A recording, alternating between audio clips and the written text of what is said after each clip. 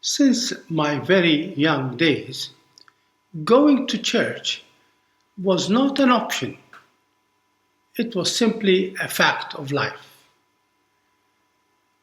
When I was just 6, things started to become serious.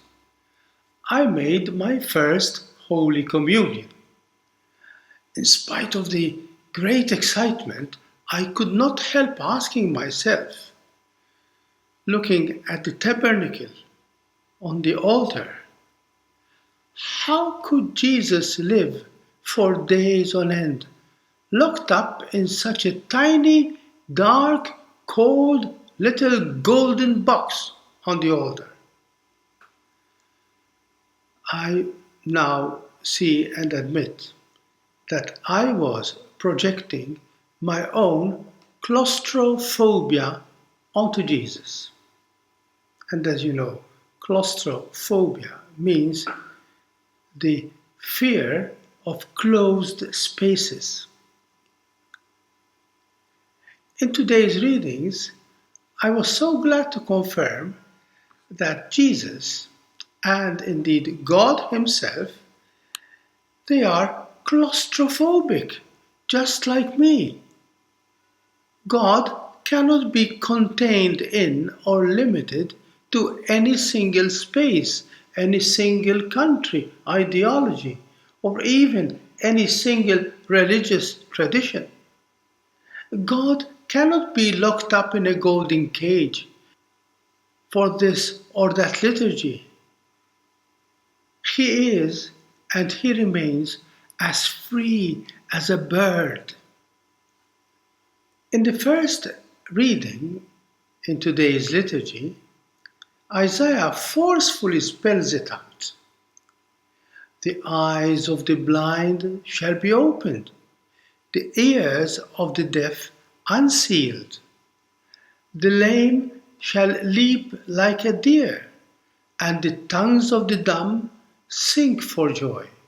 Water gushes in the desert, streams in the wasteland. The scorched earth becomes a lake, the parched land springs of water. What a vision! God cannot be locked up in any one definition, one shape, or one nature. He is as free as a bird. When He created us, He wanted us also to be as free as birds like Him. God is not God because He is the supreme and almighty power. God is God simply because He is total freedom, infinite openness to everyone, to everything. We humans find it so difficult to grasp the full challenge of being children of God. We humans need clear boundaries to somehow define, to know who we are. Men, women, transgender, rich, poor, healthy, sick, citizens of this, that country. We need to know who we are. But we cannot be everything. We cannot do everything. We cannot know everything. We are limited by nature, by culture, traditions, or by pure chance. So we seek refuge and security in well defining who we are, male or female, rich or poor, stupid or intelligent. We love definitions. Definitions are indeed necessary for us to know who we are and to survive as persons, as individuals. But how can we rely on hard and fast definitions of a person?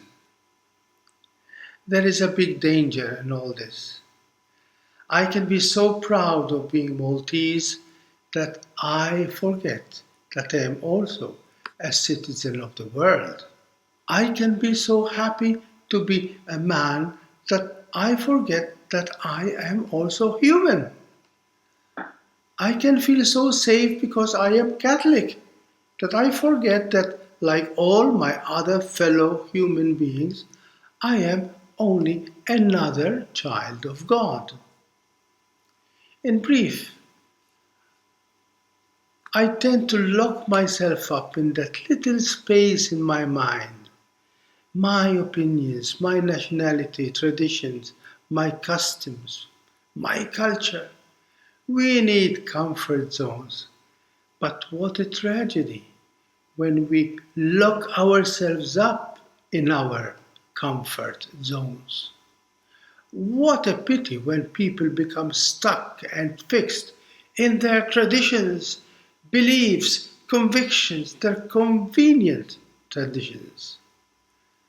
However adorable a little child can be, what loving parents do not panic if the child stops gaining weight? Life is growth, and growth is real life. We have not been made just to be who we are. We have been created to grow, to become who we are called to be. We have been created for greater things. That's why God is claustrophobic, because he cannot be confined to just one little definition, one space. God is infinite. God is eternal open-handedness. He has created us, human beings, in his image and likeness, and therefore called to an eternal and infinite open-handedness. We are all born with the gift of claustrophobia because we are all born to be free. In today's gospel, the miracle of the deaf-dumb man expresses our common human vocation, which is open-ended growth. Jesus touches the deaf and the dumb man and said to him, Ephata, open up. And his ears were opened, and his tongue was loosened, and he spoke clearly. How often we have eyes, but we see nothing but our own problems, self-interest, and ambitions. We get locked up in our own claustrophobic little world. Let us allow Jesus to open our eyes to see the beauty in our diversity. Let us allow him to touch our ears, to listen to the cries of joy and the cries of despair of our brothers and sisters out there. Let us allow Jesus to touch our tongue so we too can proclaim the good news to each and everyone around us that God is good, that God is love. Let us pray to God to help us embrace what I call holy claustrophobia. Heal us, Lord, from becoming locked up, seeking refuge in our own customs, our traditions, our narrow-minded opinions, our convenient convictions, or our prejudices. Give us the joy of breaking free from all that locks us up in our own little claustrophobic world. Lord, give us an open heart to lovingly welcome one and all, friend or foe, believer or non-believer. Give us an open mind to listen to, understand, learn from those who are different from us.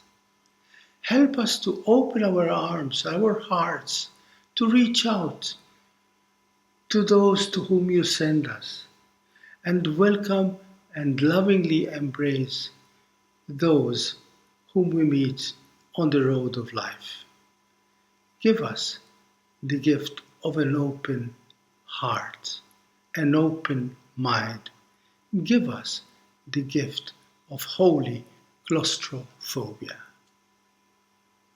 God bless you and thank you.